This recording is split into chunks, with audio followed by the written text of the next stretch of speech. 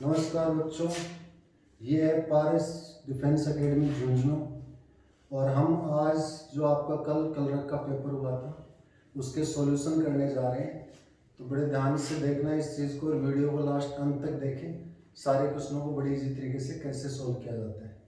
तो देखिए, आपके पेपर में एक क्वेश्चन आया था, बोर्ड पे लिखा हुआ है 30 छात्रों की औसत आयु 9 वर्ष है। यदि उनकी उम्र में अध्यापक की उम्र भी मिला दी जाए तो औसत उम्र हो जाती है 10 वर्ष।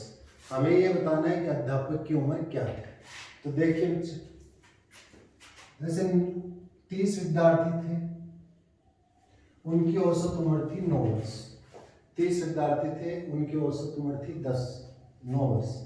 अब एक अध्यापक को और मिला दिया गया तो टोटल व्यक्ति हो गए 31 और कह रहा है कि अब इनकी औसत उम्र है 10 वर्ष। तो ऐसे क्वेश्चनों को इस तरीके से सोल्व किया जाता है क्योंकि यहाँ से लेके यहाँ तक कितनी वृद्धि हुई, तो आप देखोगे 30 से 31 के बीच +1 की वृद्धि हुई है, ठीक है। और यहाँ से लेके यहाँ तक कितनी वृद्धि हुई है, तो +1 की वृद्धि हुई है। 9 से 10 +1 की वृद्धि है। हमेशा ऐसे क्वेश्चनों में इस संख्या को इससे गुणा करना होता है और इस संख्या को इससे गुणा करना होता है। तो आप देखोगे 30 को 1 से गुणा करेंगे तो ये आ जाएगा 30, और जब 1 को 10 से गुणा करेंगे तो कितना आ जाएगा, 10 आ जाएगा। और इन्हें जोड़ना होता तो 30 और 10 कितने हो जाएंगे, 40 वर्ष। यही इसका क्या था, आंसर।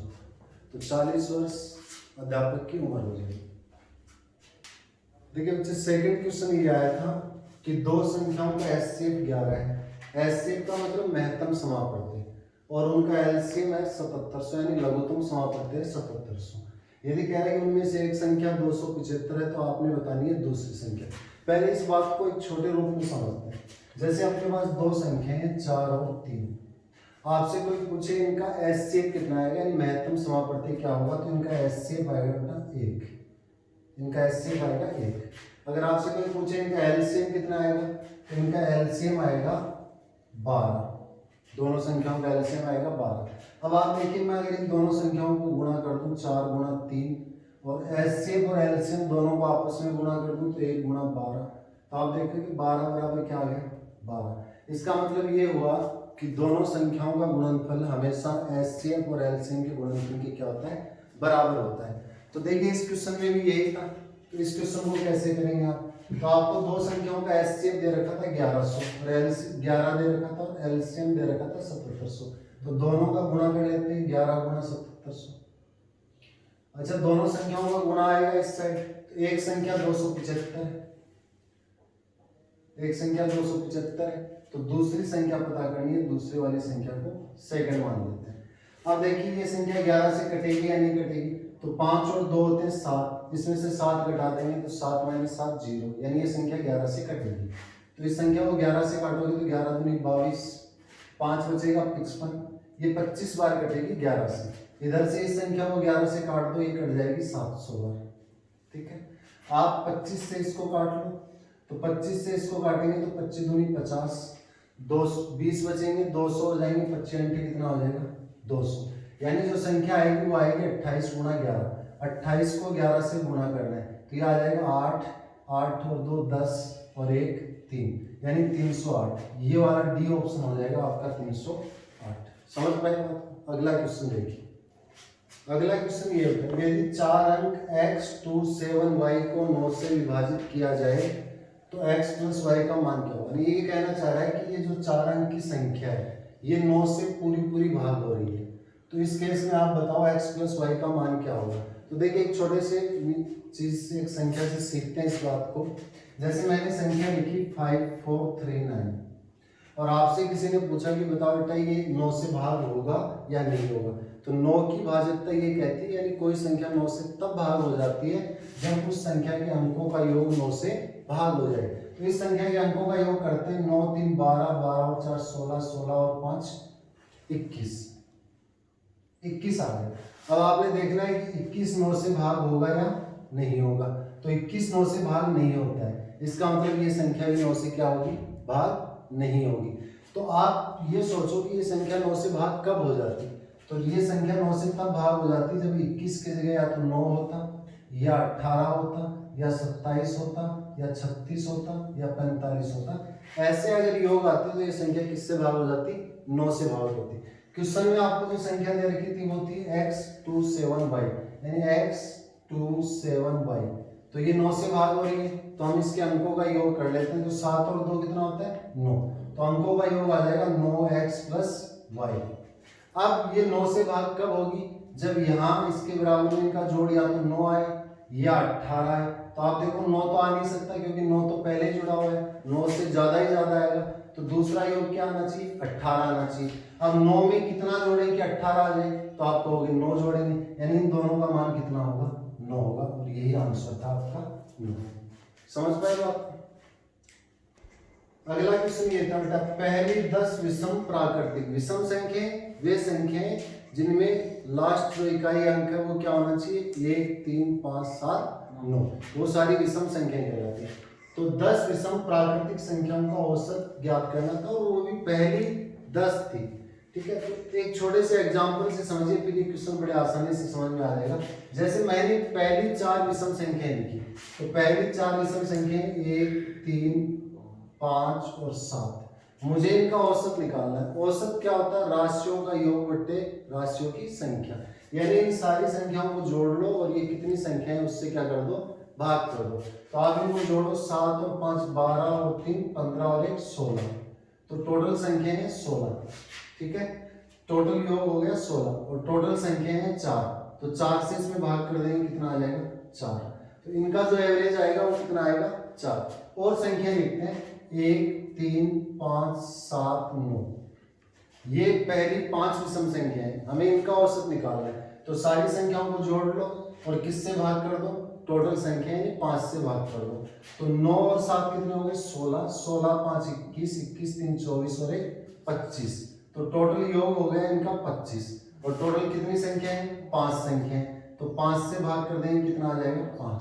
अब आप देखिए, जब हमने 4 विषम संख्याएं लिखी तो औसत कितना आया 4 आया, जब हमने 5 विषम संख्याएं लिखी तो औसत कितना आया 5 आया। इसका मतलब इसने कहा कि पहली 10 विषम प्राकृतिक संख्याओं का औसत ज्ञात करो।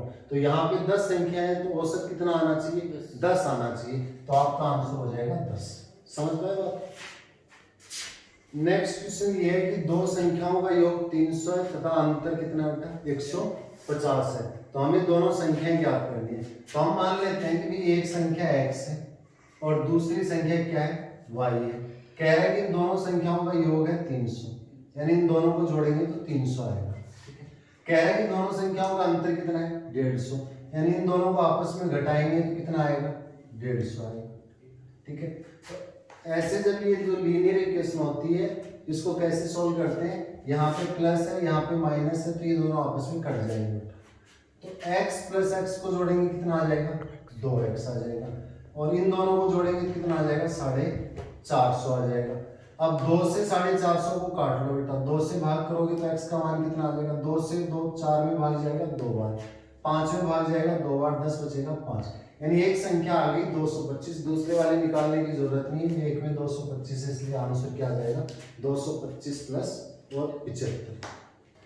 अगला क्वेश्चन देखिए बेटा, ये बड़ा अच्छा क्वेश्चन था।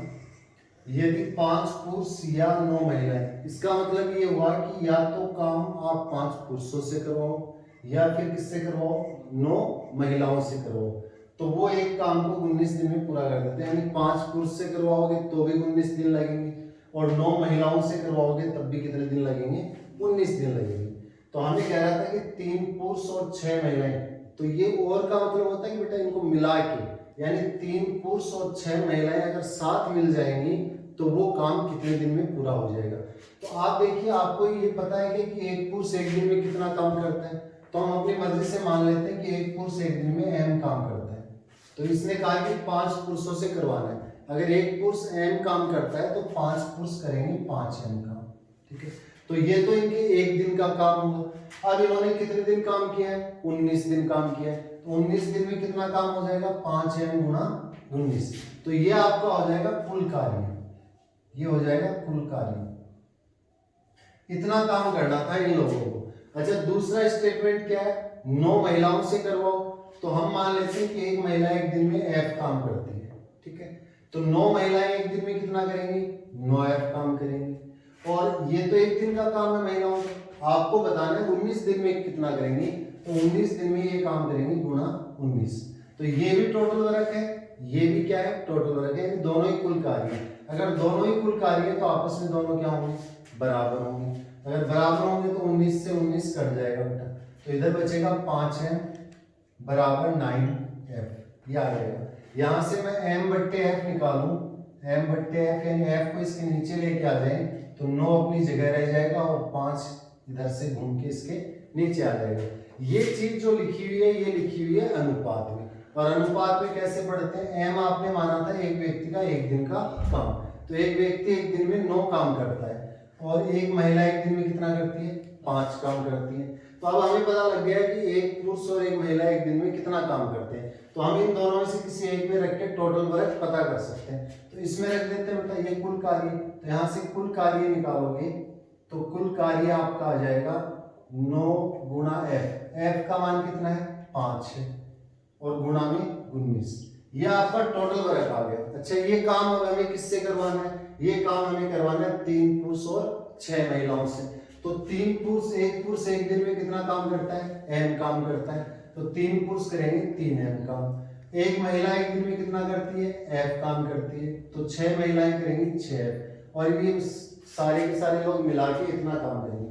m और f का मान आपके पास है 9 और 5, तो m की जगह तो 9 रख दो, तो 3 गुणा 9 आ जाएगा प्लस का 6 गुणा f का मान कितना है 5 है, 5 आ जाएगा, तो 9 3 27 होता है और 6 पंजे कितना होता है 30 होता है। 27 और 30 को जोड़ लेंगे कितना आ जाएगा 57, यानी इन लोगों के द्वारा एक दिन में 57 काम किए जाएंगे। तो इन लोगों के द्वारा किए गए एक दिन के काम से अगर टोटल काम को आप भाग कर दोगे तो आपके पास समय आ जाएगा। तो टोटल कार्य को एक दिन के काम से भाग कर दो 57 से, तो 19 का पहाड़ा कितनी बार बोलोगे बेटा, 3 बार बोलोगे तो कितना आ जाएगा 57 आ जाएगा, ये 3 बार आ जाएगा, 3 से 9 कट जाएगा 3 बार, और 5 को 3 से गुणा करेंगे तो आपका आंसर कितना आ जाएगा 15। समझ पाए बात को। अगर आपको ये वीडियो अच्छा लगा है तो ज्यादा से ज्यादा शेयर कीजिए ताकि सारे बच्चों तक पहुंच सके और सबको फायदा मिल सके। बाकी अब अगला वीडियो में आपको और नए क्वेश्चन मिलेंगे, यानी जितने भी सेंटरों पे पेपर हुआ है हम उन सारे पेपरों को सोल्व करवाएंगे। आप इस वीडियो को ज़्यादा से ज़्यादा लाइक करें और अपने फ्रेंड्स को बताएं। धन्यवाद।